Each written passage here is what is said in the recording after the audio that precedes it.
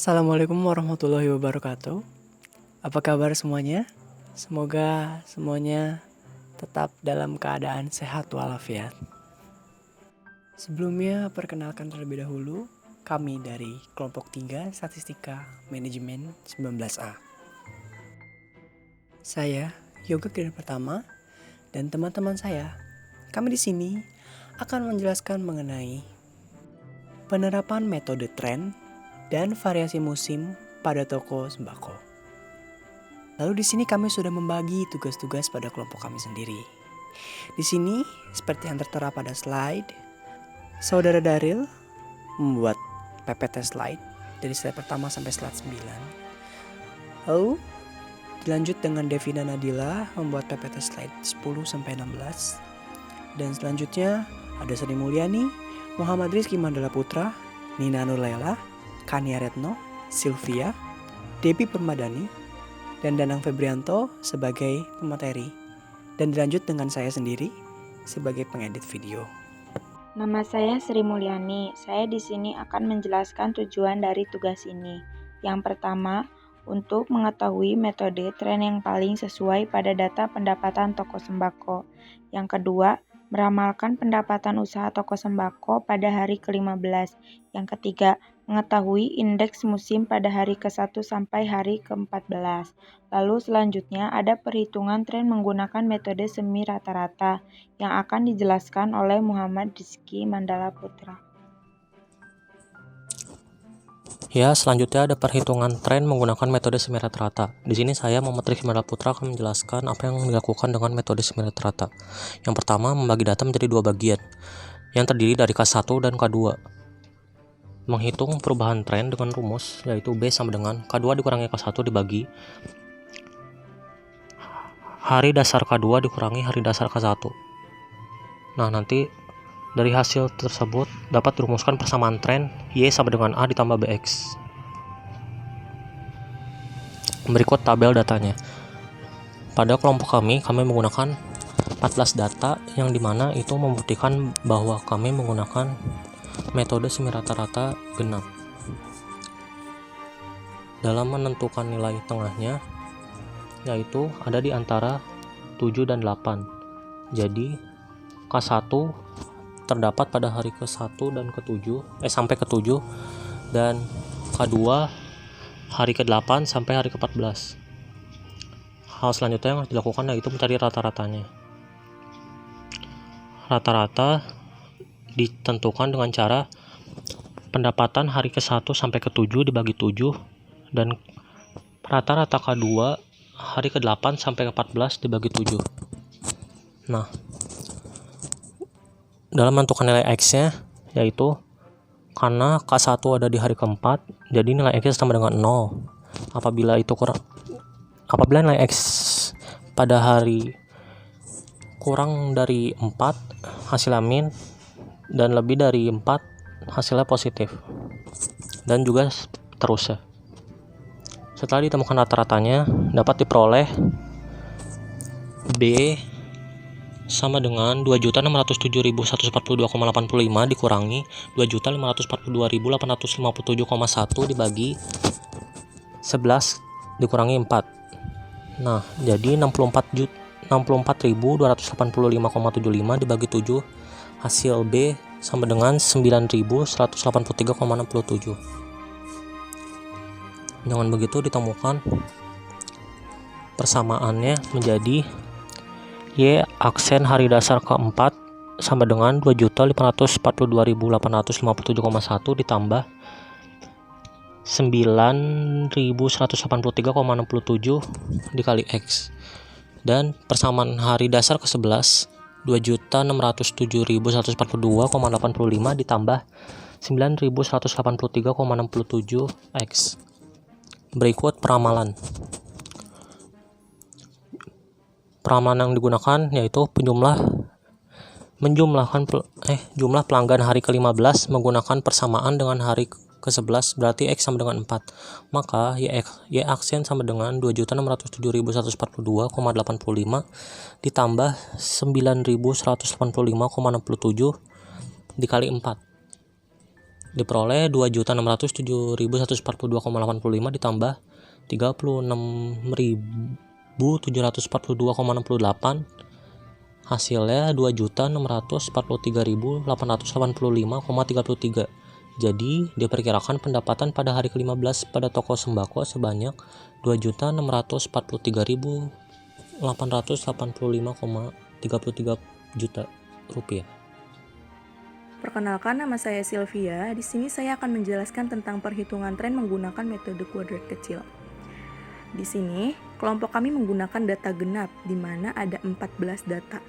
Untuk mendapatkan kode X, maka hal yang pertama yang harus dilakukan adalah kita mencari nilai tengahnya. Nah, di sini nilai tengah yang didapat yaitu ada di hari ke-7 dan 8. Maka kode X-nya kita menggunakan 0,5. Mengapa? Karena datanya genap.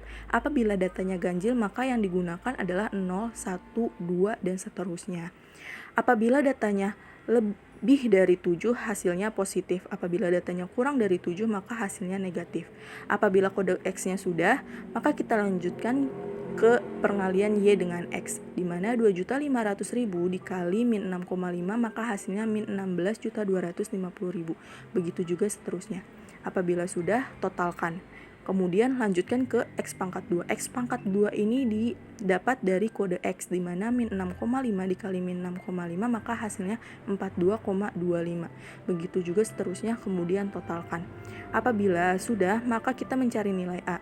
Nilai A di sini rumusnya yaitu jumlah Y dibagi N, di mana 36.050.000 dibagi datanya ada 14, maka hasilnya 2.575.000. Begitu juga mencari nilai B. Nilai B rumusnya yaitu jumlah YX dibagi jumlah X kuadrat, maka hasilnya 2875.000 dibagi 227,5, maka hasilnya 12.637,36. Maka persamaan tren yang didapat yaitu Y aksen sama dengan 2.575.000 ditambah 12.637,36X.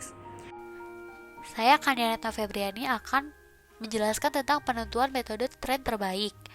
Untuk penentuan tren terbaik terdapat dua bagian, yaitu metode dengan rata-rata dan metode kuadrat kecil. Untuk metode rata-rata, mencari Y aksennya perlu menggunakan hasil terkecil dari persamaan metode semi rata-rata genap. Untuk mencari Y aksen, jumlahkan dulu 2.541.857,1 ditambah 9.183.067 dikali X.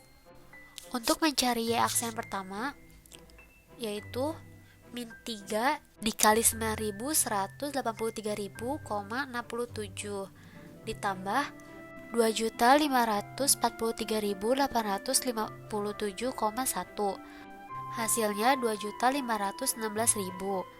Begitupun cara menghitung Y aksen seterusnya. Selanjutnya 2.500.000 dikurangi 2.516.000, jumlahnya minus 16.000. Lalu hasil minus 16.000 dikuadratkan, hasilnya 256 juta. Begitupun seterusnya. Lalu hasil dari Y dikurangi Y aksen kuadrat dijumlahkan. Di sini saya akan menjelaskan metode tren terbalik kuadrat kecil. Pertama, masukkan data yang telah kalian dapat ke dalam tabel pendapatan. Kedua, bagaimana cara menemukan X? Caranya, jumlahkan ada berapa data yang kalian miliki dan dibagi 2. Contoh, di dalam tabel ada 14 data. Dibagi 2, maka K1 berada di data ke-7. Bagaimana bisa ke atas min dan ke bawah plus? Karena di tengah data 7 dan 8 ada 0. Jadi data 7 ke bawah adalah min. Dan sebaliknya, jika data tersebut 8 ke atas adalah plus. Dan kalau ingin menemukan Y aksen, berarti 2.575.000 ditambah 12.637,36X. X-nya itu adalah nilai X pada tabel. Berarti 12.637,36 dikali negatif 6,5. Dan yang terakhir, Y dikurangi Y aksen. Karena tadi Y aksen sudah ditemukan, tinggal dikurangi contoh data pertama. Contohnya, 2.500.000 dikurangi 2.492,857,16. Saya Demi Permadani. Di sini saya akan menjelaskan variasi musim. Apa sih itu variasi musim? Variasi musim adalah variasi yang terkait dengan perubahan atau fluktuasi dalam musim-musim atau bulan tertentu dalam satu tahun. Di sini kita dapat contohkan pada data pendapatan toko sembako. Nah, jadi untuk apa sih kita mengenal variasi musim? Yaitu untuk menargetkan penghasilan toko sembako tersebut pada hari-hari berikutnya. Kemudian juga ada 3 metode menghitung indeks musim. Yang pertama, metode rata-rata sederhana. Yang kedua, metode dengan tren. Dan yang ketiga, metode rata-rata bergerak. Nah, di sini saya akan menjelaskan metode rata-rata sederhana. Dapat kita lihat dari tabel berikut. Rumusnya adalah nilai hari ini dibagi nilai rata-rata dikali 100. Di sini kita punya 14 data. Sekarang kita lihat pada kolom pendapatan. Di sini semua total pendapatan yaitu 36.050.000. Kemudian kita masukkan ke kolom rumus. Nilai rata-ratanya 36.050.000 dibagi N. N itu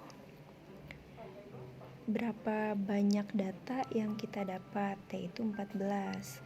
Jadi 36.050.000 dibagi 14.